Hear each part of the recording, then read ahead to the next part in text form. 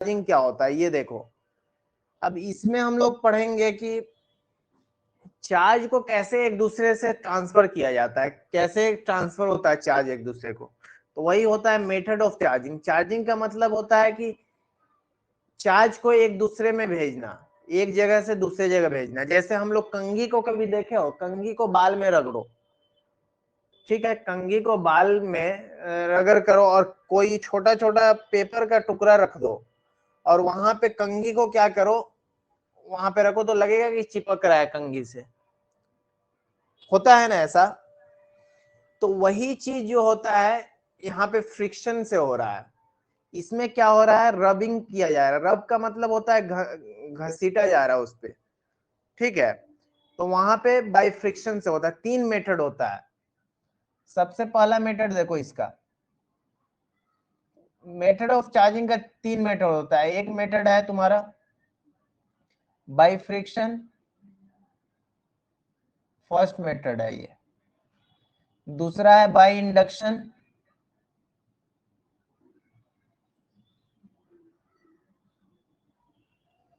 और bye conduction. यही 3 method से तुम्हारा चार्जिंग होता है, जो 12 में हम लोग को पढ़ना है, ठीक है। तो सबसे पहले हम लोग discuss together electron and transfer from one body to other. मतलब एक बॉडी से दूसरे बॉडी में जब रगड़ करेंगे दो बॉडी को, तो एक से इलेक्ट्रॉन क्या होगा, दूसरे पे ट्रांसफर होगा। हो सकता है कि एक बॉडी क्या हो जाएगा, जो पॉजिटिवली हो जाएगा और अदर बॉडी नहीं। मान लेते हैं चार्ज दो बॉडी है, एक बॉडी यहाँ पे है और ये बॉडी है यहाँ पे, इस ये बॉडी है एक, दोनों।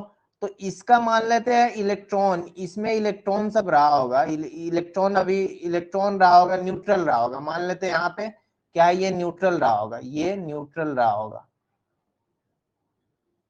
इसको अगर करेंगे तो इसका इलेक्ट्रॉन इस पे जाएगा, इसका इलेक्ट्रॉन इस पे ट्रांसफर होगा। तो जब इलेक्ट्रॉन इस पे ट्रांसफर होगा, तो इलेक्ट्रॉन ट्रांसफर के होने की वजह से ये जो बॉडी जो है वो क्या हो जाएगा, निगेटिव हो जाएगा, क्योंकि इलेक्ट्रॉन तो निगेटिव होता है। और ये बॉडी अगर हटेगा, ये बॉडी जो होगा, ये बॉडी क्या हो जाएगा, पॉजिटिव हो जाएगा, होगा ना। जब इलेक्ट्रॉन ट्रांसफर कर देगा तो ये बॉडी निगेटिव हो जाएगा, वो बॉडी जो ट्रांसफर किया है वो बॉडी पॉजिटिव हो जाएगा, जिसपे ट्रांसफर हुआ है वो निगेटिव हो जाएगा। तो वही बोल रहा है कि फ्रिक्शन में है, दो बॉडी को रब किया जा रहा है तो इलेक्ट्रॉन ट्रांसफर हो रहा है एक बॉडी से दूसरे बॉडी पे। तो एक बॉडी क्या हो जाता है, पॉजिटिवली चार्ज हो जाता है, और दूसरा बॉडी क्या है, निगेटिवली चार्ज हो जाता है। कोई दिक्कत है यहां तक, कोई भी कंफ्यूजन है फ्रिक्शन। अब देखो बाई इलेक्ट्रोस्टैटिक इंडक्शन, इंडक्शन दूसरा बताया थे, दूसरा मेथड क्या है इंडक्शन। इसमें क्या होता है कि एक बॉडी होता है, if a charge body is brought near uncharged body. इसमें क्या होता है कि चार्ज बॉडी को अनचार्ज बॉडी को लाते हैं नजदीक में चार्ज बॉडी के। तो क्या होता है कि अगर वो पॉजिटिव चार्ज है, अगर वो पॉजिटिव बॉडी है, तो क्या होगा, निगेटिव एक तरफ आएगा। देखो ध्यान से, इसको ध्यान देना, क्या बोला जा रहा है यहाँ पे देखना, पॉजिटिव है, यहाँ पे मान लो पॉजिटिव है, पॉजिटिव है, और ये तुम्हारा न्यूट्रल है एक तरह से देखा जाए। इसको हम नजदीक में लाए, इसके इसके नियर लाए हम। तो देखो ये जब क्या होगा, ये जो पॉजिटिव है तो पॉजिटिव तो रहेगा ही, ठीक है, पॉजिटिव है। और इसमें वाला जो होगा ना, इसके नजदीक वाला, ये निगेटिव से भर जाएगा, ठीक है, निगेटिव हो जाएगा इधर। और इधर क्या हो जाएगा, पॉजिटिव चला जाएगा, इधर पॉजिटिव हो जाएगा। देखो पॉजिटिव से अट्रैक्ट हो जाएगा निगेटिव की तरफ, तो जो निगेटिव पार्ट था इधर आ जाएगा, ठीक है, निगेटिव वाला इधर आ जाएगा, अब पॉजिटिव उधर दूर भागेगा इससे। यही इसमें समझाने का कोशिश कर रहा है। देखो if a charge body is brought near an uncharge body, the charge body will attract opposite charges and repel similar charges. वही बोल रहा है कि जो पॉजिटिव है उसको दूर भेज दिया है, और जो उसके अपोजिट चार्ज जो है उसको नजदीक लाया है। As a result of this, one side of neutral body closer to charge body, तो मतलब चार्ज बॉडी देखो यहाँ पे क्लोजर आ गया कि नहीं, निगेटिव पॉजिटिव के क्लोजर आ गया, become positively charge while other is similarly charged. This process is called electrostatic induction. ठीक है, इसी को हम लोग इलेक्ट्रोस्टैटिक इंडक्शन बोलते हैं। ठीक है, इसमें न्यूट्रल बॉडी को लाया जाता है। अनचार्ज का मतलब न्यूट्रल बॉडी है। अब जैसा मान लो पॉजिटिव चार्ज को हम ला रहे हैं तो निगेटिव वाला एक तरफ आ जाएगा, पॉजिटिव के नजदीक में आ जाएगा, और पॉजिटिव जो होगा दूर चला जाएगा। तो यही प्रोसेस जो होता है हम लोग का, उसी को हम लोग इलेक्ट्रोस्टैटिक इंडक्शन बोलते हैं। चलो अब थर्ड मेथड देखो, चार्जिंग बाय कंडक्शन। अब थर्ड मेथड क्या बोले हैं कि कंडक्शन से, बाय कंडक्शन क्या होता है? तो इसमें क्या होता है, दो कंडक्टर लेते हैं, इसमें दो कंडक्टर लेते हैं।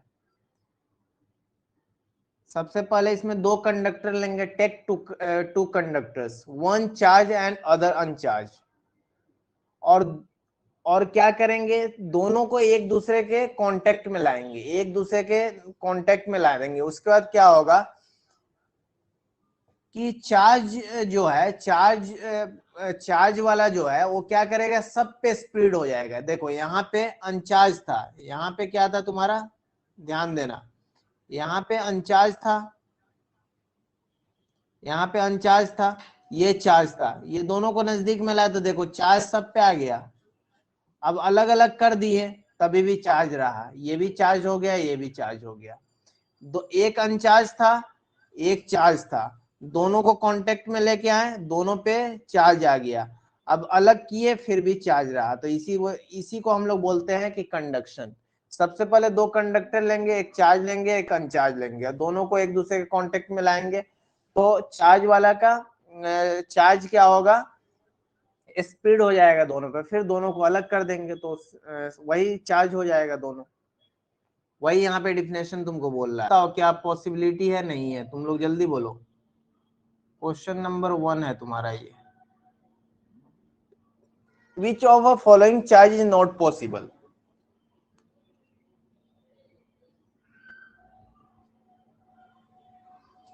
Charge Q is equal to n ही होता है क्या? Q इज इक्वल टू मेरा क्या होता है formula, Q is equal to n into e होता है। तो Q का वैल्यू कितना है, 1.6 है, into 10 to the power minus 18 है, और n इंटू ई का वैल्यू कितना होता है, 1.6 into 10 to the power minus 19 होता है इलेक्ट्रॉन का वैल्यू। अब देखो 1.6 गया, और यहाँ देखो 10 टू द पावर माइनस 8 है, और यहाँ 10 टू द पावर माइनस 1 बचा, तो उधर बचे जाएगा तो n इज इक्वल टू 10 आ जाएगा क्या? तो ये तो पॉसिबल है, n का वैल्यू इंटीजर आ ही रहा है। इसी तरह से इसको सॉल्व करोगे, ए नंबर ये सॉल्व किए, बी नंबर हम सॉल्व करेंगे, तो Q का वैल्यू कितना है, 1.6 into 10 to the power minus 19 है, और n इंटू इलेक्ट्रॉन कितना होता है, 1.6 into 10 to the power minus 19 होता है। तो ये कटेगा तो n का वैल्यू यहाँ से तो 1 आ रहा है, तो सही तो है, ये भी सही है। सी नंबर देखेंगे, 1.6 into 10 to the power minus 20 charge दिया हुआ है, और n into 1.6 into 10 to the power minus 19 होता है। तो इसको कट करेंगे तो 1.6 और यहाँ देखो ये क्या हो जाएगा, 10 to the power minus 1 is equal to n। तो यहाँ से n इज इक्वल टू क्या आ जाएगा, 1/10, मतलब 0.1 आ सकता है। ये पॉसिबल नहीं है क्योंकि क्वांटाइजेशन ऑफ चार्ज का ये क्वेश्चन हो गया, quantization of charge. Quantization of charge में n का वैल्यू क्या होना चाहिए, n is equal to Q by e होना चाहिए, और n का वैल्यू जो होना चाहिए इंटीजर होना चाहिए, इंटीजर। बोलो समझ में आ रहा है? तो ऑप्शन कौन सा हो जाएगा, सी ऑप्शन हो जाएगा, सी हो जाएगा। किसी को डाउट है कुछ भी? Electrons in 1 coulomb equal to n into e जानते हैं ना, ये फॉर्मूला मेरे पास है, यही ना फॉर्मूला है। अब ये फॉर्मूला का हम यूज कर देंगे, तो मेरे पास n नंबर ऑफ इलेक्ट्रॉन निकालना है, तो n निकालना है, n is equal to Q by e निकालना है।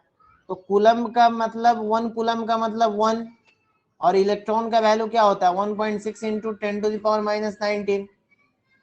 इसको ऊपर भेजो तो क्या ये 10⁻18 19 हो जाएगा। अब देखो 10⁻19 हो जाएगा तो हम एक और काम कर सकते हैं, 1.6 है ना, तो इसको हम ऊपर में भेजेंगे तो 10 हो जाएगा। तो यहाँ से बोल सकते हैं कि ये है 1/16 इंटू 10⁻20।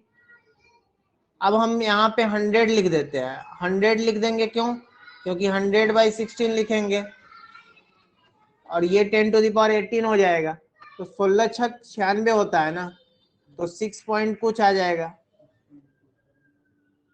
तो ऑप्शन बी हो जाएगा क्या, बोलो ऑप्शन बी हो जाएगा। ऐसे ही ना बनेगा, सॉल्व करने का तरीका आना चाहिए कि चार्ज को यहाँ पे क्या है तुम्हारा, कुछ है ही नहीं इस क्वेश्चन में भी। I is equal to Q by T होता है, I is equal to Q by T होता है।